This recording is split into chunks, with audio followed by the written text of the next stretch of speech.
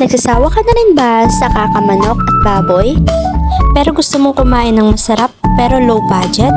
Try mo na rin itong pinakamura at low budget na sisig na nagawa ko.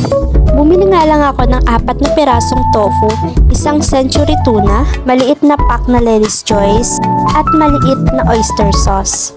Sinabayan ko na rin ng sibuyas, bawang, at saka kalamansi. At syempre, hindi mawawala ang paminta at asin. At syempre, hindi mawawala sa sisig ang sili. Kaya sinabayan ko na rin ng siling green at siling labuyo.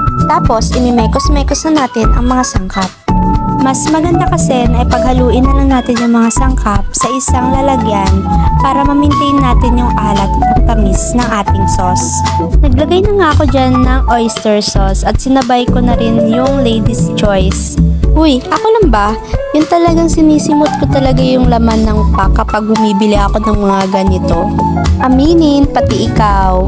Napakasayang din, diba? Sa panahon kasi ngayon, napakamahal na ng bilihin, kaya maging practical na tayo. Kagaya nitong kalamansi, nakabili ako. 5 peraso, 10 piso. O diba, 2 piso yung isa, napakamahal.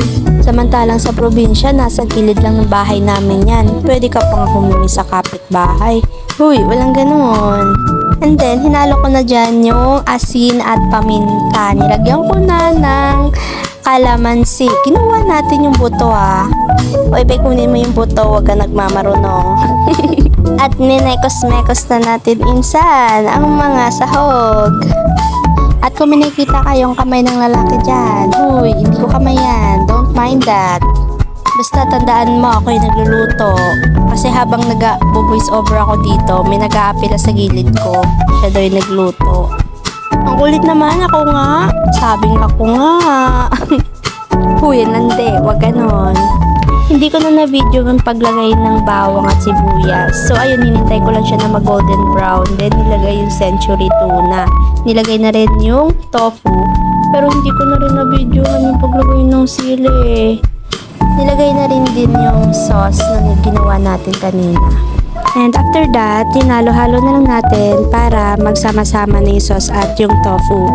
And then, yung lalagyan natin, may natira, nilagyan natin ng kalamansi.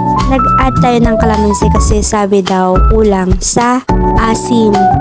And then, nilagay na po yung egg ng kamay na nagbibida-bida. Ay, walang ganon. May batang makulit dito sa gilid ko. At nakikisali sa voice over ko. Huy, walang ganon. So, it's tikiman time. Sobrang sarap, grabe. Kaya, follow for more.